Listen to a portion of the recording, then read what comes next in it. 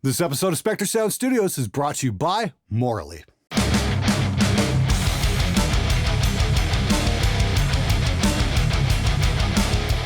Hey everybody, how's it going? It's Friday, July the 19th. It's time for Summer NAMM in Nashville. Hope I see a bunch of you there. Let's get right to it. I just bought a new 2019 Gibson SG for $1,000. I really like it, a lot. I don't know, maybe I shouldn't? Howard, you know what? Despite all the bad press that Gibson's getting right now for their insane lawsuit against Dean, the fact that they're trying to bully Dean dealers, and the fact that they just can't do PR, if you like the guitar, you know what? That's absolutely fine. The person with the most important opinion about your guitar is you. If you like playing it, then damn it, play what you like. Don't let anybody else make up your mind for you about what you should play. If you pick up a guitar and it just feels right, fucking go for it, man. Glenn, do you think Mark Agnesi has any credibility left at all? I think they need to give him the boot. Oh, I think that might be going a little too far. Mark Agnesi is merely, a spokesman for the brand. He has to say what they tell him to say. I don't think he gets much autonomy in that job. I could be completely wrong here, but I'm guessing he's reading off a script more often than not and has to read this crap out loud and try and make it palatable. The reaction from the guitar community as a whole should tell you an awful lot about the type of scripts that he's being handed. Been repairing guitars for years. 95% of the unrepairables were Gibsons. Half their Ace Frehley were shipped without the right pickups and terrible AC. They are a company that will gladly die when old guys die off. So sorry you're having a problem with them being repairable. The fact that they're shipping with the wrong pickups tells you a lot about their QC, not AC. Please work on your spelling and grammar. It just makes the show move a whole lot faster. I do think you might have a point, though, is once the baby boomers stop buying these things, Gibson's going to be in real trouble. They've got their niche. It's a huge niche at this point. But as that segment of the population gets older, I don't think you're going to be seeing quite as many sales for Gibson unless they learn how to do something innovative real quick. I mean, I go to shows like NAMM and whatnot, and I don't see a lot of kids hanging out at the Gibson booths. I see them hanging out at the Strandberg booth. I did leave Gibson alone and went to Spectre. Yep, I've had one of these for over a decade and it's just been absolutely phenomenal. This guitar gets recorded more than any other guitar in my studio because it's just a rock solid instrument.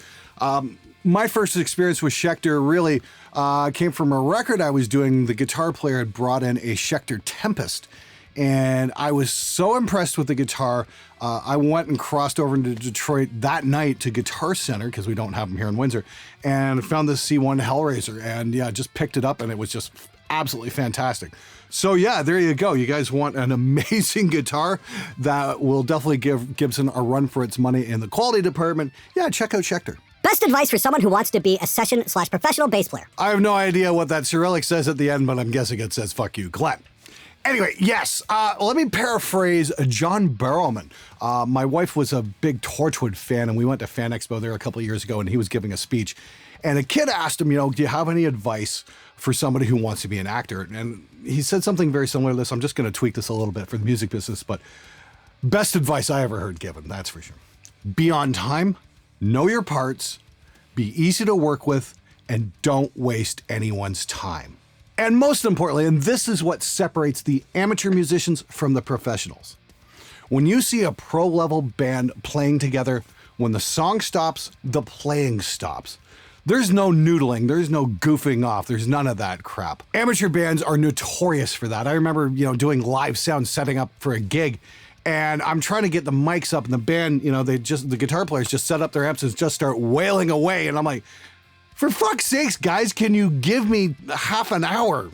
Let me get this shit set up. Let me do my job, and then I can get the fuck off the stage and you guys can play. Believe me, you're gonna get the chance to play. You don't need to fucking play right now. I get it, you guys are anxious, but a pro-level musician's going to let the other people do their thing, stay the fuck out of the way, and then play when they're supposed to. All right, everybody, this episode has been sponsored by Morley. I'm kind of excited about this because I've really been a fan of Morley products for a couple of decades now, and it's super excited to be working with these guys. What can I say? This is the classic switchless wah. There's no switch on either side. Just step on it. It works. They use something called a buffer stage as opposed to a true bypass. Apparently, it's better. I'm going to have a demo on this in the next few weeks. Just bear with me. I'm kind of scrambling back and forth between LA and Windsor, and I can't keep transporting all my pedals with me. That being said, this is smaller than most of the Morley wahs I've got already, and looks like it'll fit on a pedal board with ease. It's got this nice rubber coating, so your foot's not going to switch off. Once again, there's no switch, just step on it. It does its job. Now, unlike a lot of other wah designs, Morley uses an optical sensor to see where the wah pedal is at, so it's not going to get worn out and scratchy. I remember getting my first wah pedal in 1989 and thinking it was great for about a week until the damn thing wore out and it just got scratchy as hell. That's no fun. That doesn't happen with these. So definitely freaking cool. So I also want to give a big shout out and thank you to my patrons out there. A few of you guys are going to be getting one of these in the mail very soon if you haven't got it already. So once again, that's the Morley Classic Switchless Wah. You can check it and other models out at morleyebtech.com. Now back to the show. Hey Glenn, what sort of suggestion do you have in terms of a rate structure if you're working remotely? I know it's kind of a difficult validating the hours for an hourly rate if the client, if not physically with you while they're working on a mix, if the client sent you the individual tracks to mix via file sharing, for example. But as you taught, I'm very wary of using a flat rate to charge clients.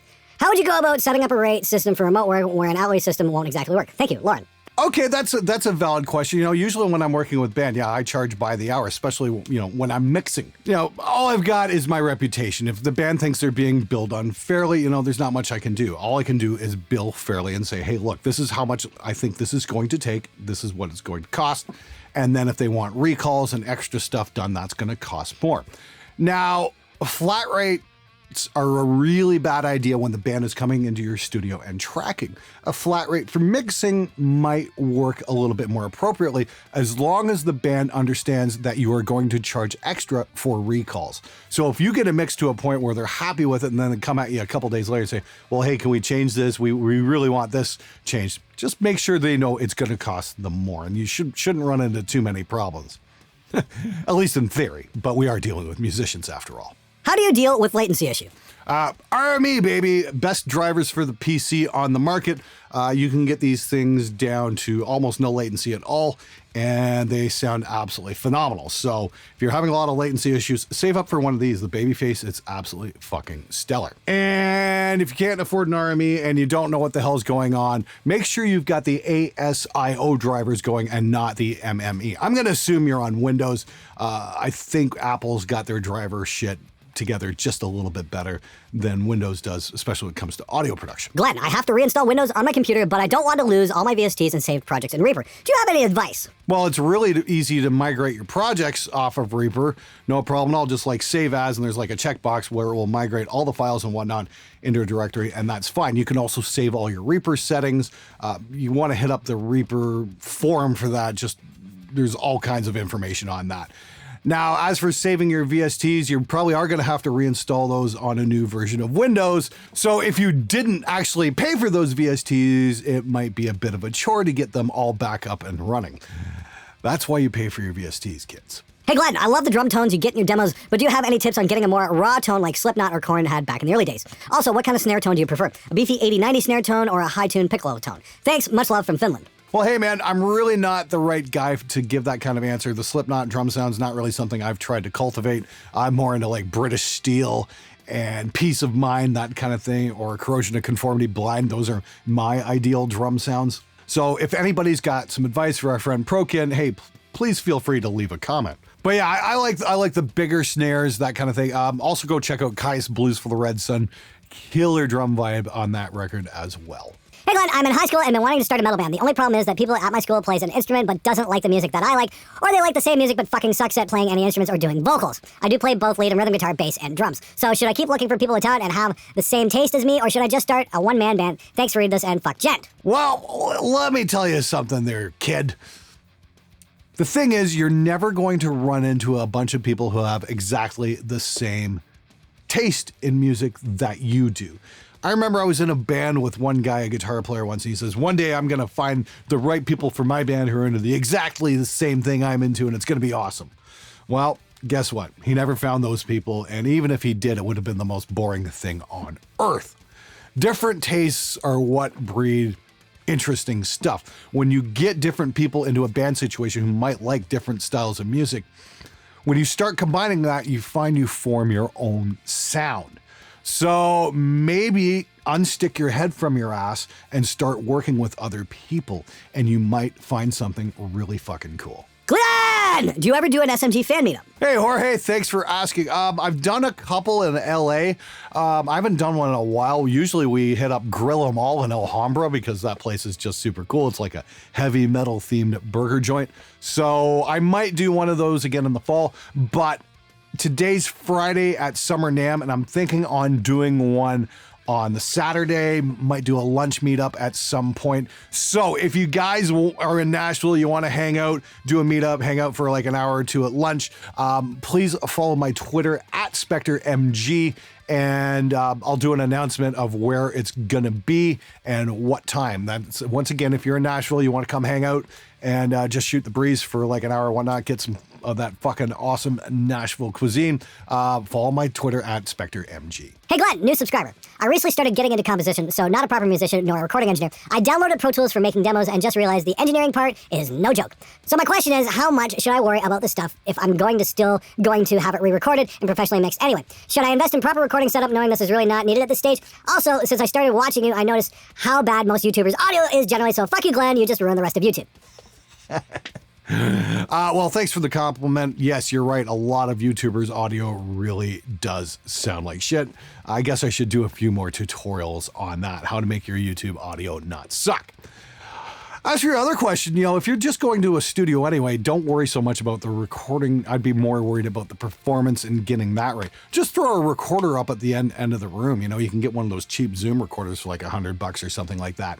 And, record your rehearsal and see where you can make improvements, that kind of thing. Yeah, don't waste your time on learning how to get super awesome sound if you're just going to be paying somebody to do it anyway. Every video I've watched say don't skip the mids. Now, whenever I cue my distorted guitars, besides the high pass and low pass, 100 hertz and 7K to 9 kHz, I make 4 narrow cuts. 4 to 500 hertz, 600 to 800, and 2 more at around 3,000 to 6,000, all depending on where there's too much resonance whistling. My tone equals fart, thin, mushy. What am I doing wrong? Do I boost the low mids and risk a muddy mix, or do I boost the high end and bury my mix in fizz, or do I boost the mids and get more honk and farts? Help! Okay. General rule of thumb, and this works most of the time, not all the time, but most of the time, if you're using an SM57 especially, when you boost, use wide boosts and narrow cuts. Now you say you're cutting at 400 to 500 hertz. Well, that's where the meat of the guitar tone is, so if you're cutting that out, no wonder why it's sounding thin.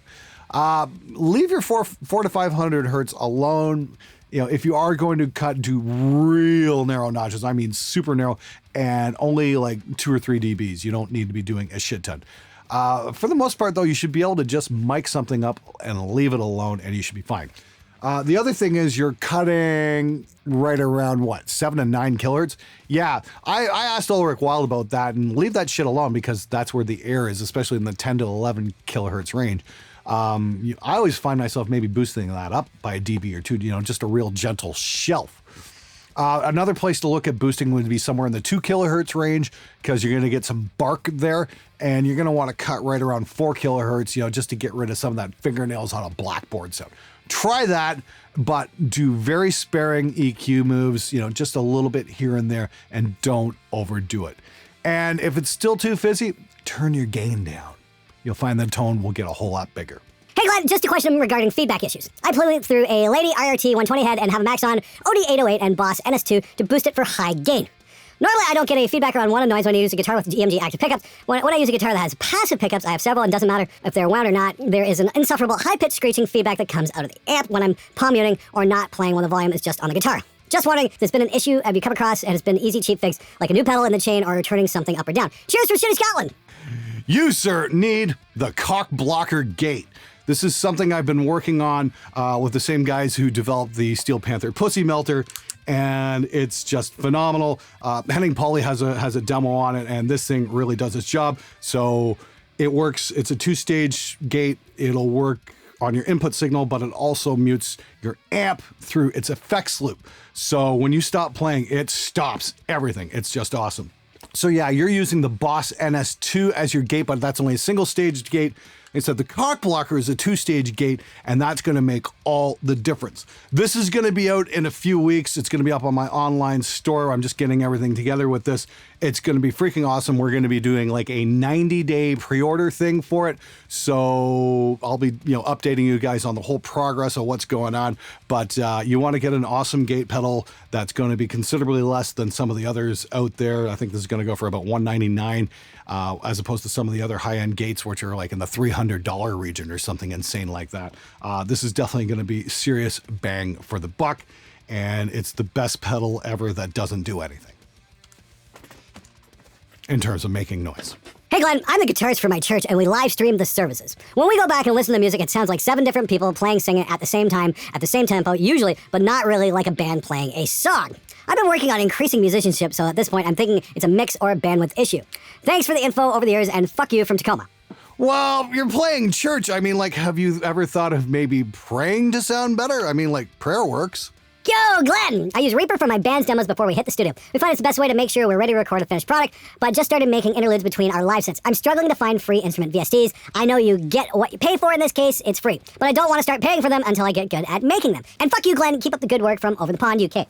Okay, I'm going to put this to you guys. I have no idea when it comes to soft synths, anything like that, especially freeware synths. Totally not my department. So I'm going to ask you guys for some help. If you've got some suggestions for some free VST instruments, I'd really appreciate it. Leave a comment below. Who knows, maybe we can do a follow-up episode where we investigate that sort of thing. How can I tell if a vocalist on a recording is autotune?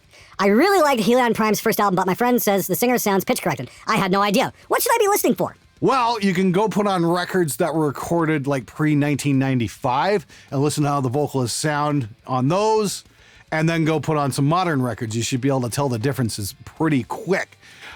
Basically, if it sounds too good to be human, chances are it is. That's the thing that sucks. It's just so easy to put autotune on something these days. It's not exciting anymore. It's like, wow, is this guy really pushing himself? No, he fixed it with a computer. Yay, modern rock and roll. All right, everybody, that's it for this episode. Thank you so much for watching.